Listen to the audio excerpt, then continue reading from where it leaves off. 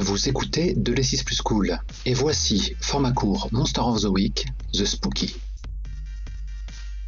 Bonsoir, je suis Morgane et j'interpréterai Esther Joyce, la lugubre. Je suis Volsung et j'incarnerai le gardien. Dis-moi Esther, que s'est-il passé dans l'épisode précédent ? Dans l'épisode précédent, nous avons enfin commencé à affronter le mystère face à face. La prémonition d'Esther qui révélait la combustion spontanée de Donald Brown l'a menée à commencer à enquêter et elle a donc découvert que ce n'était pas la première fois que quelqu'un prenait feu mystérieusement. Elle a donc remonté la piste d'un certain Ryan, star très contesté à la vie sulfureuse, qui serait mort de la même façon en bas du périph'. Après une petite enquête auprès des journalistes de Providence, elle s'est rendue à l'hôpital Monroe où elle a rencontré Denise, qui était la compagne de ce Ryan, jeune fille perturbée et choquée par ce qu'elle avait vu. Elle n'a pas pu en tirer grand-chose, si ce n'est quelques allégations concernant l'enfer. Et malheureusement pour elle, l'utilisation de la magie qu'elle a utilisée pour soigner Denise l'a conduite à plonger dans un rêve vision étrange, dont elle a réussi à s'extirper après avoir vu Milton en médecin, sa mère en infirmière, tous deux lui alléguant qu'elle était folle. Et nous la retrouvons donc quittant l'hôpital dans la voiture de Evan Matowska qui est venu la chercher et elle espère bien reprendre ce mystère par les cornes. Jolie formule. Et que va faire Esther maintenant ? Alors maintenant, Esther file dardard au Starlight Station parce qu'en fait, elle voudrait parler de tout ce qu'elle vient de vivre avec l'oncle Matowska. Parce qu'elle a une intuition le concernant, qui est qu'il pourrait certainement comprendre, non pas de quoi il s'agit, mais au moins de quoi elle lui parle.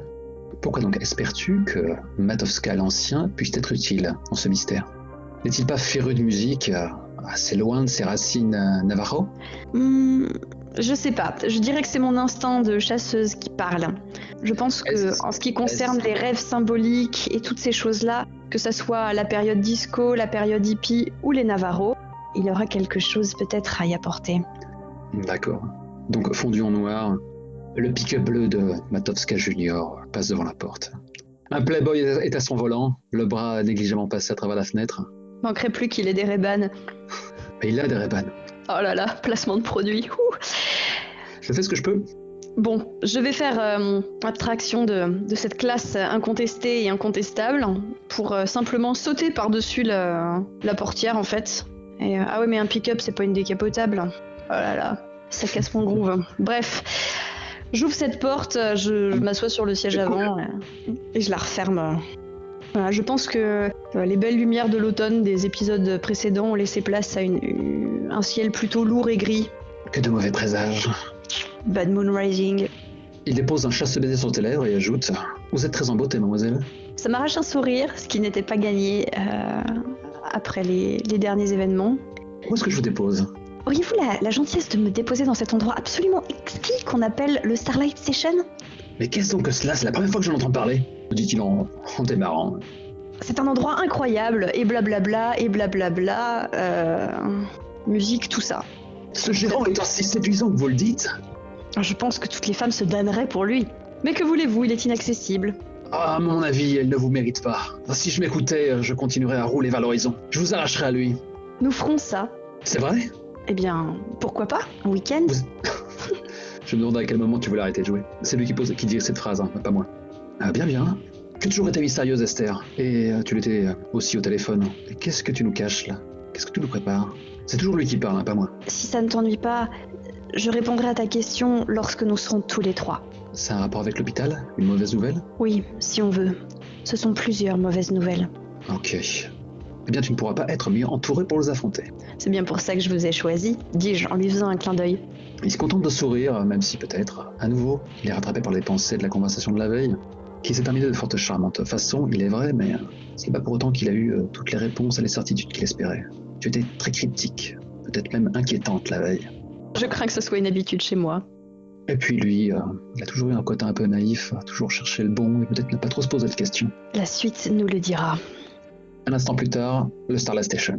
Donc Matowska se tient derrière sa fameuse caisse enregistreuse vintage, et comme hélas un peu trop souvent, il n'y a pas trop de monde. Comprendre par là, c'est désert.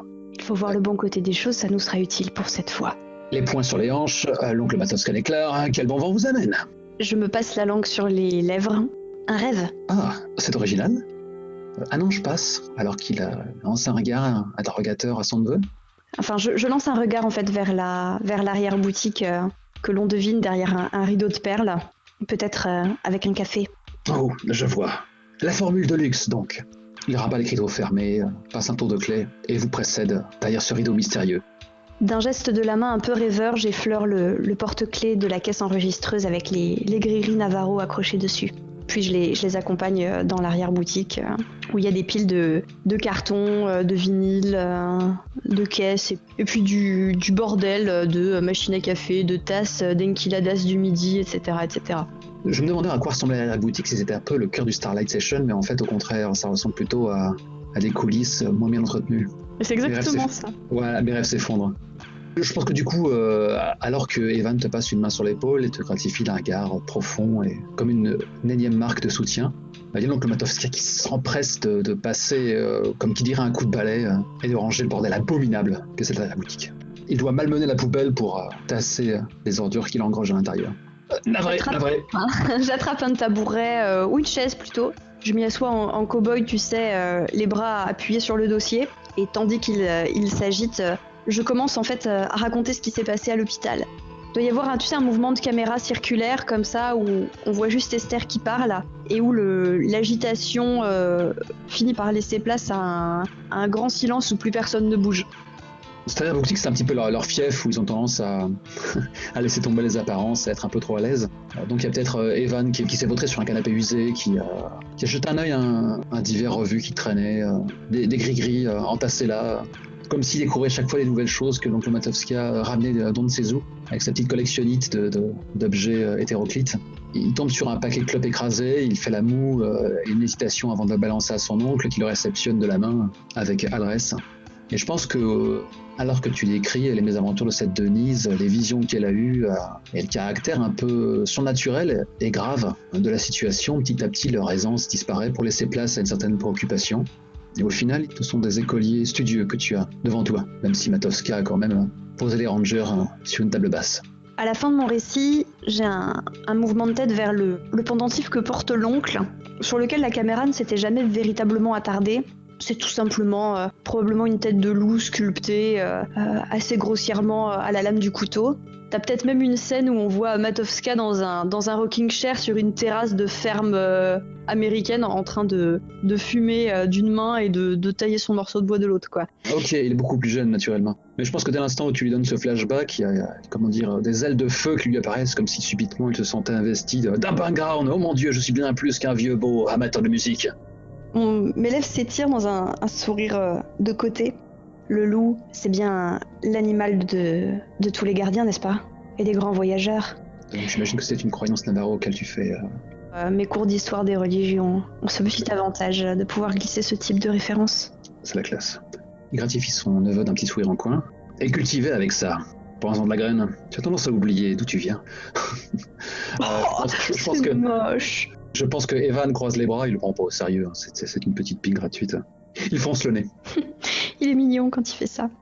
J'ai pas le temps trop de m'attarder sur ces expressions trop cute, mais je plante mon regard dans celui de l'oncle et je lui dis je me disais qu'un loup comme toi pourrait peut-être m'aiguiller sur la route de ce rêve étrange, voire même de ce temps étrange.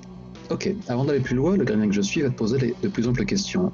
Nous avons fait une légère ellipse sur le topo que tu viens de leur servir. Cependant, je dois être certain de ce que tu as abordé et ce que tu as laissé dans l'ombre, en admettant que tu laissais quoi que ce soit dans l'ombre. Donc, ôte-moi d'un doute, j'ai l'impression que tu t'interroges plus sur le rêve chelou, dont tu étais l'attraction principale, plutôt que ce qui est plus propre à l'apparition.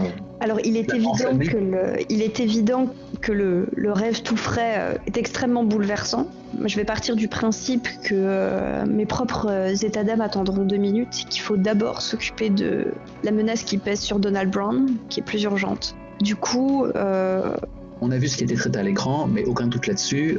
C'est pas la première fois qu'à cause du reflet, tu te tapes des rêves cryptiques lynchiens dégueulasses, quoi. Encore que celui-ci était pas le pire, loin de là. Ouais, celui-là, ça va. Je pense, Esther, arrête-moi si je me trompe, que tu as rarement été aussi en contrôle devant un tel dérapage onirique. Oui, peut-être. Ou alors c'est peut-être parce que la situation est tellement urgente que je me suis pas appesantie sur ce qui m'arrivait à moi-même. C'est peut-être une solution à appliquer pour plus tard. Ou alors c'est parce que le reflet se fait moins pressant et en fait ça m'inquiète. Mais ça m'inquiète en tâche de fond. Une dernière question sur ce plan-là. Est-ce que toi, Esther, tu as conscience que ces ailes sont bien plus qu'une métaphore? Je pense, oui. Ce serait amusant la fois où tu tenteras de voir... En se jetant du 14e étage! Donc, en fait, je leur ai parlé de la prémonition que j'ai eue chez Milton. Je leur ai parlé de Ryan, je leur ai parlé de Denise, et je leur ai parlé de ce qu'elle m'a dit dans l'hôtel. Et la seule chose que j'ai abordée du rêve chelou, cryptique, étrange, c'est potentiellement la voix un peu veloutée que j'ai entendue avant que le rêve ne parte en cacahuète. Après, le rêve freudien qui s'en est suivi, je l'ai gardé pour moi. Ok. Poum, poum, Un instant de silence. L'oncle Matovska finit par se lever, se diriger vers un petit frigo dont tu aurais douté de l'existence. Il a fallu qu'il soulève une sorte de tenture improbable. Il a une hésitation, puis il en sort 3 bières. J'ai un haussement de sourcils, et je me dis en moi-même qu'il faut bien commencer par quelque chose. Donc, mon jukebox qui se lance tout seul et les murs de mon humble établissement qui se mettent à vibrer. Tu aurais une idée de leur provenance? Mon regard coulisse vers Evan, tandis que je dois décapsuler la bière d'un mouvement d'ongle. Oui, je sais d'où ça vient. Je ne sais pas pourquoi c'est là, par contre.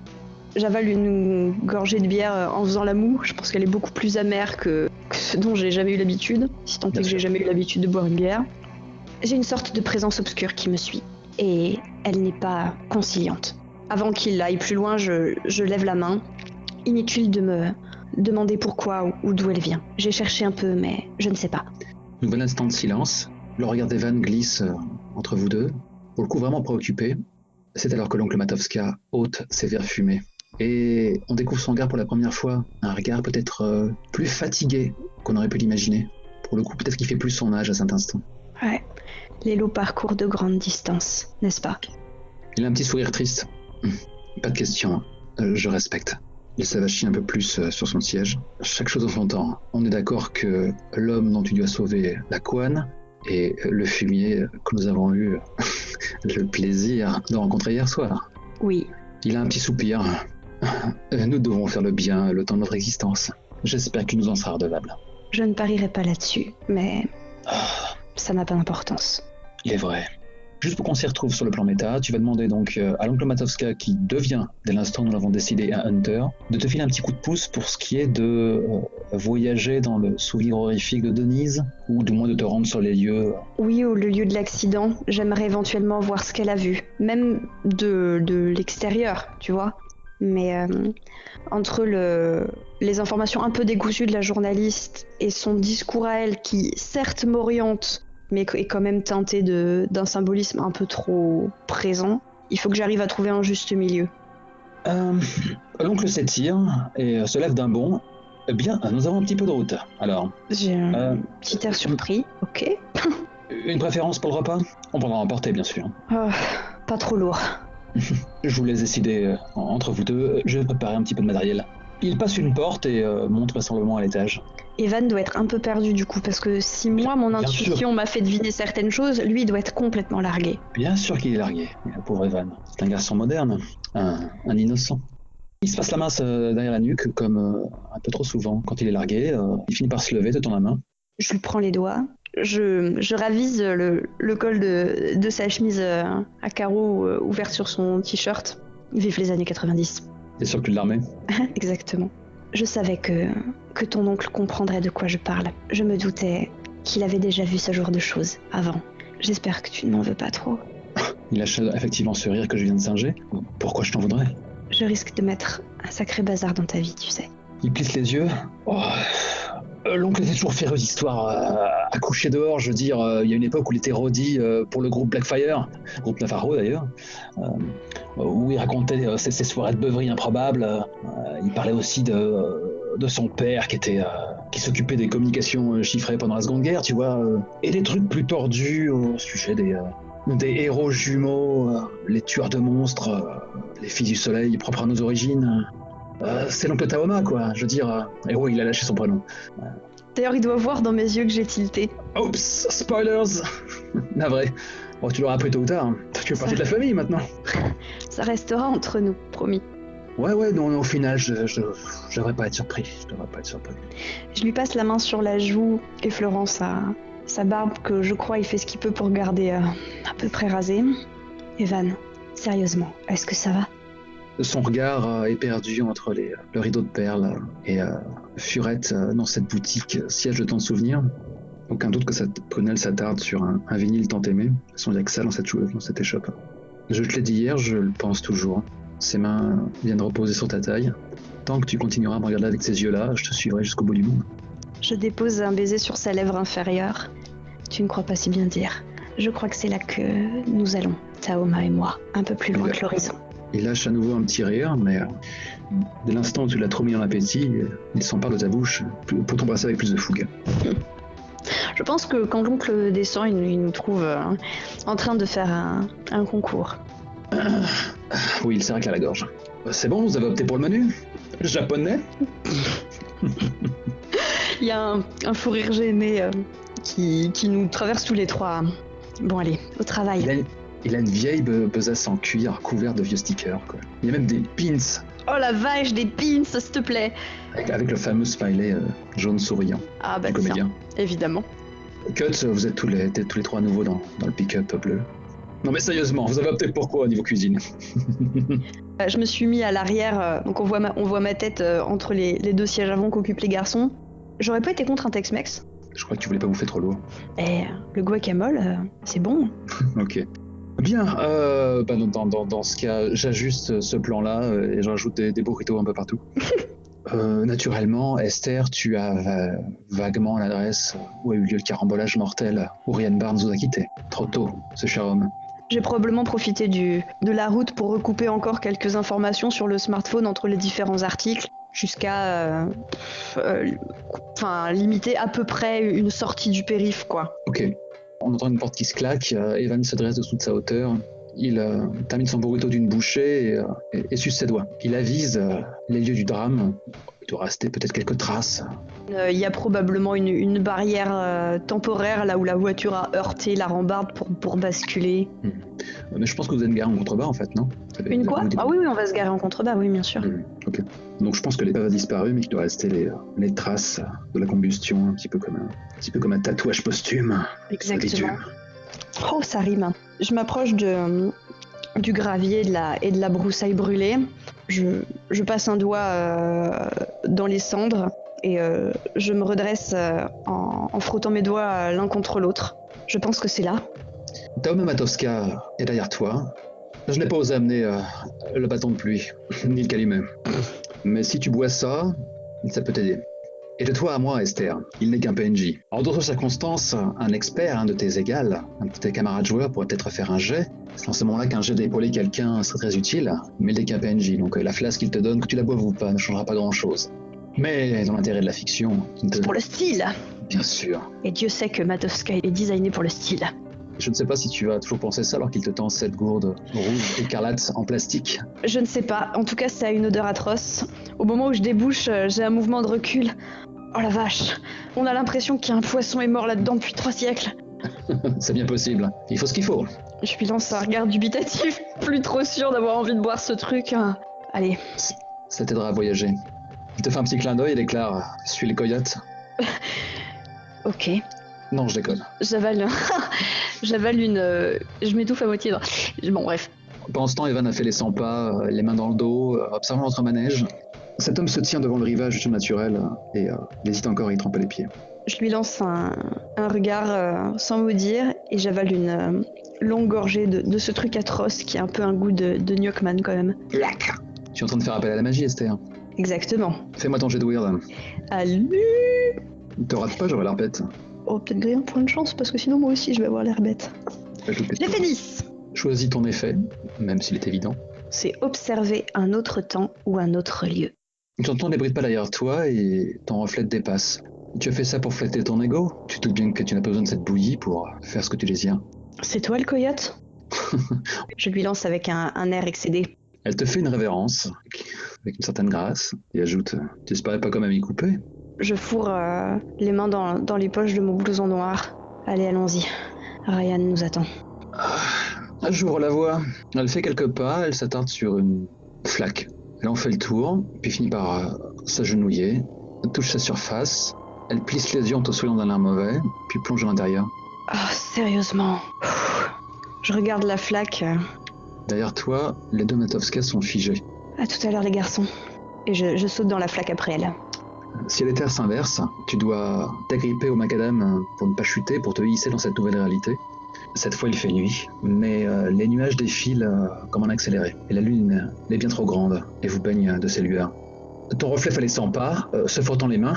Elle tressaute d'un pied sur l'autre, comme s'il avait un peu froid. Allez, on arrive juste à temps. Et tu entends des crissements de pneus, vraiment des rugissements de bolides un peu plus haut. Et tu distingues même quelques lueurs, comme un brasier, sur la route. Dommage, la course-poursuite avait l'air sympa. Et dès l'instant, comme pour ponctuer sa phrase, on entend le rugissement du bolide que conduisait Ryan Barnes qui jaillit hors de la route, fait voler la barrière de sécurité. Je pense qu'il y a un panoramique de la caméra qui se fixe en fait sur les hauteurs du périph' qui nous surplombe. Tu vois la voiture qui passe littéralement par la rambarde. Ouais, avec ce sample audio à fond sur les basses, quoi. Et tu distingues vaguement, presque au ralenti, dans les débris de verre en suspension de la décapotable, sinon c'est pas drôle, l'expression de pure terreur de Ryan Barnes et Denise Moreno. Les airbags font leur office, mais le véhicule valdingue en tous sens et tu distingues à quel point les deux passagers sont malmenés, tels des pantins. La bagnole finit par se figer en diagonale sur une façade. Tout semble à nouveau se figer après cet événement d'une rare violence. Denise sanglote, elle est dans un demi-délire. Elle semble appeler sa mère. Le sang lui recouvre le visage. Ryan crache du sang. Je pense même qu'il a assez de force d'âme pour retirer un bout de métal qui s'est fiché dans son bras. Il lâche 2 jurons peu élogieux, finit par atteindre sa ceinture de sécurité et tomber au sol sur les avant-bras. Il lâche encore un juron, il rampe. Et là, ton reflet pousse un sifflement admiratif. Waouh, oh je suis fan. Ça va dur de taper là-dessus. Tu entends à nouveau le vrombissement d'un moteur et c'est la bagnole des enfers en fait qui vient d'apparaître. Difficile de savoir ce que c'était à l'origine. Hein. Elle a une coupe à peu près normale, mais je veux dire, on dirait que le métal a fondu à sa surface. Et il y a tout plein de décroissances acérées qui la recouvrent et des flammes de temps à autre apparaissent entre les nombreuses cavités qui recouvrent sa surface. Je crois que je peux pas m'empêcher, en commentaire de ce que vient de dire le reflet, en voyant cette bagnole infernale sortir de nulle part, de lâcher un « j'avoue ». Ça a du chien, hein. Je sais pas qui est au volant, mais je suis sûr qu'en lui faisant les yeux doux, il t'accordera une balade. Je lui envoie un regard meurtrier. C'est quand même autre chose que ce tas de boue. Elle fait ça en direction du pick-up bleu, mais il ne s'y trouve pas dans cette réalité. Il y a une botte cerclée d'acier qui teinte sur le sol alors que son occupant en sort comme au ralenti. Hein. En même temps, à sa place, j'en ferai autant. Ouais, je pense que c'est un genre de Ghost Rider, quoi. Je veux dire, le conducteur est à l'image de son bolide. C'est une sorte de force de la nature. Un colosse, lui aussi composé de métal et de flammes. Mais la première chose qu'on remarque, bien sûr, c'est son absence de boîte crânienne. C'est un corps décapité, en fait, qui est aux commandes. Ma mâchoire doit se décrocher d'une façon ou d'une autre. What the hell? Qu'est-ce que c'est que cette chose? Le monstre avance à pas lents en direction de sa proie et naturellement, comment me priver de ce cliché, à chaque pas qu'il fait, ses semelles laissent une sorte d'empreinte fumante sur le sol. Ryan Barnes crache à nouveau une glaire teintée de sang. Qu'est-ce que t'es, fils de pute? Bonne question, je commente en coulisses. Alors comme ça t'existes? J'ai jamais été un saint. Tu viens pour m'escorter de l'autre côté? C'est pas mon heure. Tu m'entends? Casse-toi, tas de merde. Fous-moi la paix. Il finit par rouler sur le dos et reculer lentement. Peut-être qu'il cherche une arme à l'intérieur de son bolide sans pouvoir l'atteindre. T'as Denise qui pousse un gémissement, ses yeux s'entrouvent et elle pousse un léger cri de terreur et de douleur en voyant la fameuse forme dans les flammes. À ce moment-là, le colosse fléchit les genoux, abat son bras droit en arrière et une sorte de fouet enflammé apparaît comme composé d'ossements. Et avec le son caractéristique, il abat son arme sur Ryan et le fouet se referme autour de sa gorge. Aussitôt, le malheureux pousse un hurlement de douleur alors que les flammes rongent sa chair. Il finit par déposer des mains impuissantes sur cette arme. Tu peux presque sentir l'odeur de la chair carbonisée. Alors qu'il gémit, qu'il hurle de plus belle, qu'il lutte et qu'il a le temps de lâcher un nouveau juron. Mais les flammes s'intensifient. Une véritable éruption de flammes qui apparaissent là où devrait se trouver un crâne. Et l'incandescence autour du fouet s'intensifie. Alors que Ryan est au paroxysme de la douleur, il finit par flamber avec force. Et j'imagine que son corps venait de s'arbitrer dans l'habitacle de l'appareil. Il devait à nouveau siéger sur le fauteuil conducteur, ce qui pourra du coup ne pas infirmer ma déclaration précédente. Et bien vite, ça n'est plus que des ossements que tu contemples. Denise est horrifiée devant un tel spectacle. Elle est toujours piégée dans sa ceinture de sécurité. Et ses hurlements de terreur se sont joints à cette douleur de Ryan. Et lorsque sa voix s'est tue, le monstre a disparu. Tu bats les paupières, tu es à nouveau dans notre réalité actuelle. Visiblement, tu as fait quelques pas, comme une somnambule, qui t'ont approché de l'endroit où se trouvait le véhicule. Le tandem Matowska t'a suivi et te regarde avec préoccupation. Je me retourne d'abord vers Taoma, puis vers Evan, sans rien dire. J'ai sur le visage l'expression à la fois tétanisée, stupéfaite et complètement terrifiée que j'ai pas pu quitter pendant toute la vision. Oh la vache. Oh merde. Mes yeux se plissent en s'attardant vers le soleil pâle qui filtre à travers les nuages pleins de pluie. Et je pense même aussi que le jour commence à décliner, ce qui annonce un peu l'heure fatidique de Donald Brown. C'est ce plan teinté de ta remarque en méta qui met la puce à l'oreille d'Esther. Ah, quelle heure il est? Merde, et Donald? Je me mets à faire quelques pas pas très assurés en arrière en direction du pick-up. Ce truc, c'est... comment est-ce qu'on va... Je finis pas ma phrase. Vous vous mettez au volant du pick-up, l'oncle te pose une main sur l'épaule. Décris-nous tout ce que tu as vu. Il faut qu'on cerne qui a fait le coup. On saute dans la voiture. Et sache, Esther, qu'enquêter sur un mystère est totalement recevable. Que tu tires toi-même les conclusions ou que l'oncle Matowska, par son expertise, t'y aide, cela revient au même. Bah, de toute façon, on s'oriente vers ça quand même. Hein. Du coup, à grand renfort de gestes, toujours à l'arrière du pick-up, tandis qu'il quitte les abords du périph', je me mets à raconter la voiture, la forme sans tête, le fouet enflammé, le brasier d'enfer. Pour la première fois, peut-être, le spectateur peut sentir que Esther se sent vraiment dépassée. Je pense qu'Evan a lâché un holy shit en se demandant dans quel film il a fini par atterrir. C'est l'oncle Matowska qui est au volant du coup et que Evan est à tes côtés pour t'épauler, te soutenir quoi. Je pense qu'il te sent dans ses bras. C'est toute la protection qu'il peut t'assurer, lui qui ne s'est jamais senti aussi impuissant. Alors que vous passez un feu rouge, l'oncle déclare « T'as une vague idée où est-ce qu'on peut trouver ce Brown à l'heure actuelle ?» Je lui décris le parking tel que je l'avais noté sur le paperboard, une vaste esplanade, quelque chose qui ressemblait à un quartier d'affaires, telle et telle enseigne visible. Tu sais quoi, on va lancer un jet d'enquêter sur un mystère parce que ouais. questions, enquêter sur un mystère, quel gna. Qu'est-ce que ça peut faire? Où est-elle allée? Voilà, tu vois, ça fait ça aussi. Ah là, ça fait même le café. Ouais, tâche quand même de faire un 10+, parce que sur un 7-9, ce sera un peu décevant d'en avoir que... J'ai fait 13. Oh là là là là. C'est la baraque à ce soir. Ouais, en même temps, on lance pas beaucoup ces temps-ci. Pouf. Sur un 10+, tu peux poser 2 questions au gardien parmi la liste suivante. Allez, shoot. Bon, on va commencer par où est-elle allée? Redwood Drive, je l'ai pas déjà faite celle-là. En tout cas, c'est super classe. Allez, ben va pour Redwood Drive. L'oncle hésite un instant. Si tu me dis qu'on voyait la face nord de l'église Saint-Patrick, ça doit être le parking de Redwood Drive. Je fais un hochement de tête. À l'évidence, il en sait plus que moi. Je vais lui faire confiance sur ce coup-là. Du coup, je tends la main pour le mettre dans le GPS de bord du pick-up, quoi. Ok. Donc on a cette scène où il y a ce trio tellement attachant comme ça qui file dans les rues de Providence, comme tellement de chasseurs, souvent, quand la nuit tombe. Cependant, Esther, il te reste une autre question à me poser. Et je verrai si tu es en droit d'obtenir une réponse. Quelle sorte de créature est-ce? Je fais 13 quand même. Tu penses que c'est un genre de spectre? Un genre de spectre? Ouais, un spectre vengeur.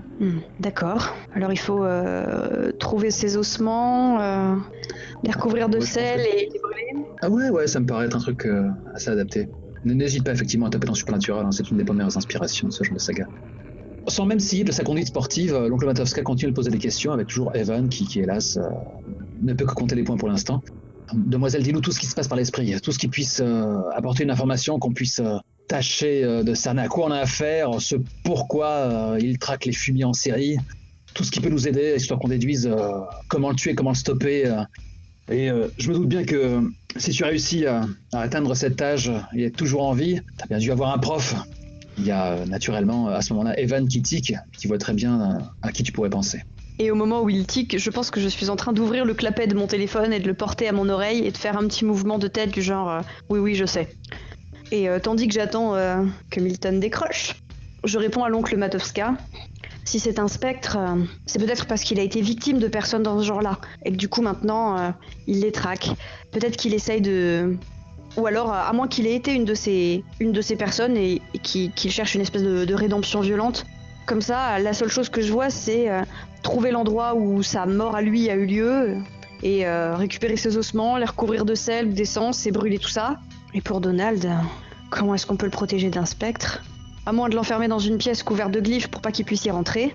J'ai un éclat de réflexion dans les yeux et je lance d'un ton badin. Ou alors, lui graver un pentacle de répulsion sur la poitrine. Je suis sûr qu'un tel casse-couille ne voudra pas que tu l'approches à 5 mètres, mais dès l'instant où il sera coursé par cette chose, il va peut-être revoir ses priorités. Ton téléphone sonne dans le vide. J'ose même déclarer un cut, et on a un plan très zoomé, assez étouffant d'ailleurs, sur le téléphone de Milton, qui sonne dans la boue. Je pense même qu'il y a les reliefs d'une arme à côté. On entend des bruits de lutte qui se répercutent en un lieu obscur. Il y a une botte qui vient s'écraser sur le téléphone et le broyer. Et alors que tu restes toujours ton téléphone à l'oreille, tu vois un tout autre reflet dans le pare-brise qui déclare « Comme toujours, jamais là quand on a besoin de lui. Une plaie. » Je referme mon téléphone avec un air concerné. On n'a pas besoin de lui. On n'a jamais eu besoin de lui. Je réessayerai plus tard. La caméra a à nouveau une vue aérienne du pick-up qui se fraye un passage dans la jungle urbaine. Evan observe les boutiques, les passants qui défilent à vive allure. Et on imagine son attention qui papillonne de l'un à l'autre. Le jouvenceau est totalement largué. Pourtant, il continue inlassablement à te couver de caresses. L'oncle Matowska s'assure que vous pourrez vous rendre au parking de Redwood Drive entier, à la limite de la vitesse autorisée. En effet, certains esprits restent chevillés à leur carcasse, comme s'ils avaient encore des affaires en cours parmi les vivants. J'ai déjà vu des types qui devaient être morts se relever. J'ai déjà entendu des rumeurs étranges. Mais j'avoue que je ne me suis jamais retrouvé face à face avec une de ces choses. Il y a un début à tout, mais le fait est qu'on risque de manquer de puissance de feu. Je sais pas où est ton pote, mais il se ferait vraiment temps qu'il décroche son téléphone. Je me penche vers l'oncle. Est-ce que t'as un canif ? Est-ce que j'ai une tête à voir un couteau suisse ? Haussement de sourcil. C'est un oncle que t'as demandé ça ? Oui. Il te balance sa besace. Naturellement que j'ai le profil. Je sors un cran d'arrêt de la besace, avec l'air un petit peu interdit. Il a l'air d'en avoir vu de toutes les couleurs. Et c'est à ce moment-là que, écartant le pan de mon blouson, je sors mon 35 mm de l'étui dorsal dans lequel il était. Et sans plus trop faire attention à ce qui se passe, j'ouvre le chargeur, je commence à sortir les balles et avec la pointe du cran d'arrêt, je commence à graver des symboles sur les balles. Oh yes, tu veux enchanter une arme ? Exactement. Grande classe, ok, ça me va, on fait sauter un léger avant la fin de la session. Comment ça marche ? C'est un jet de weird, c'est un pas de jet de weird, c'est un ça fait partie des effets lambda de faire appel à la magie. C'est génial. Tu es en train de me dire que tu as eu ce réflexe sans même savoir que le move existait ? Oui. Je suis naturel. Allez. Ah, j'ai fait 7. Je suis presque dessus, j'aurais espéré un 6. Enfoiré. Bon, en gros, tu choisis l'effet enchanter une arme. Quel est le problème, du coup ? Je t'en ai à la liste. Merde. En tout cas, je te demanderai de faire parler un petit peu de sang, histoire que... De faire perler du sang ? Ah bah très bien, je vais prendre un arme alors. Oh, d'accord, ok. Je vais m'entailler la paume de la main, tu sais. Ah ouais, pas qu'un peu alors. Bah ça fait un arme. Tu t'ouvres la paume de la main, bonjour pour t'en servir après. Hein. Ah ouais, c'est pas une petite estafilade, tu fais pas semblant. Ok. Je pense que Evan a empoigné ta lame 2 secondes avant que tu t'entames la main. Qu'est-ce que tu fais, Esther ? Au moment où il empoigne ma main, j'ai un mouvement de poignet pour retourner ses doigts, je dépose un baiser sur ses phalanges. Fais-moi confiance, Evan. Il laisse à son étreinte. Il y a un plan serré où on voit juste ma main qui monte à hauteur de mon visage, tandis que la lame ouvre une large entaille dans ma paume et que je fais ça en serrant les dents. Peut-être même que j'ai une larme qui perle au niveau des cils et qui ne coule pas, qui reste piégée. Il nous faut de la puissance de feu. Je fais tomber les gouttes de sang sur les balles de revolver qui étaient sur mes genoux et le sang vient se figer dans les petits symboles que j'y ai gravés. Nous allons avoir de la puissance de feu. Ok. Non, mais un calibre 38, effectivement, ça n'est pas une automatique comme je le pensais. Du coup, c'est très bien que de décrire les douilles, parce que c'est super classe, quoi. Le sang aurait pu souiller tes vêtements de marque. Alors qu'au contraire, c'est comme si ta vitae, douée de vie, d'elle-même allait trouver chacune des balles et les englobait en dessinant des arabesques. Et là, pour le coup, Evan, tu l'as perdu là. Parce que c'est assez difficile de nier ce qu'il vient de voir.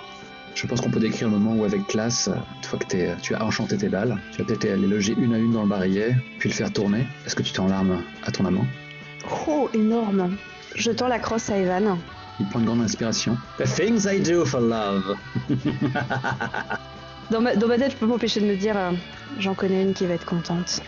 Oui, sur tant qu'à faire, tu me tends la perche. Il y a un applaudissement dans le pare-brise. Oh oui, souille-le, entraîne-le dans le shitstorm qui l'attend. Tu te rappelles des paroles de Milton? Ouais, ils finissent par devenir des victimes collatérales.